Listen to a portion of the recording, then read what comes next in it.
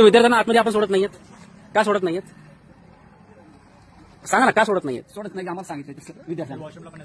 वॉशरूमला पण नाही सोडत आहे. आणि बेसिक पाणी घ्यायला जायचं असेल तर पाणी घ्यायला नाही सोडत. अच्छा अच्छा, कुठून आलात तुम्ही? मी आले पुण्यावरून. अच्छा अच्छा.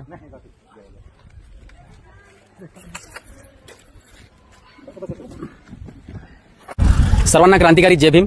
मी राजरत्न बलखंडे, अध्यक्ष विश्वरत्न डॉक्टर बाबासाहेब आंबेडकर विद्यार्थी हक्क समिती महाराष्ट्र राज्य.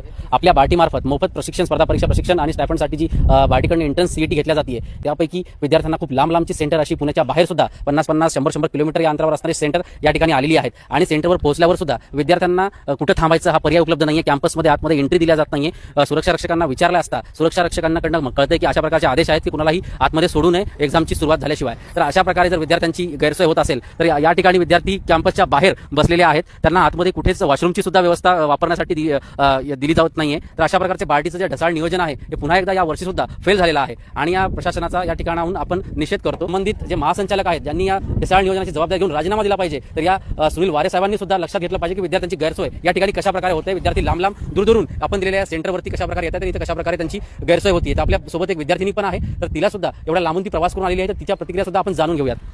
सर, मी पुण्यावरून सकाळीच निघाली. मला एवढं लांबचं सेंटर दिलं, म्हणजे पुण्यापासून हे 67 किलोमीटर येतं. मी सकाळी 4:30 पासून प्रवास करते आणि मी इथे येऊन जेव्हा म्हटलं की मला फक्त वॉशरूमला तुम्ही आत सोडा, त्यांनी मला असं म्हटलं की नाही, अजून वेळ झालेली नाही आहे. आणि मग अशा वेळेला विद्यार्थ्यांनी कुठे जायचं? आम्ही असं नाही म्हटलं की आम्हाला पूर्ण वेळ बसू द्या, आम्हाला फक्त म्हटलं की आम्हाला वॉशरूम यूज करायचं आहे, वॉशरूम यूज करून यायचं. ते म्हणाले नाही. सरळ त्यांनी तोंडावर आम्हाला नाही म्हटलं. त्याच्यानंतर त्यांनी भरपूर वेळ माझ्यासोबत पुजत पण घातलेली. तर मला असं वाटतं की ह्याच्यावर काहीतरी म्हणजे ॲक्शन घेतली पाहिजे. मला असं वाटतं की आता तुमच्या थ्रू म्हणजे माझ्यासारख्या विद्यार्थ्यांची नोंद बार्टीच्या लोकांनी घ्यावी.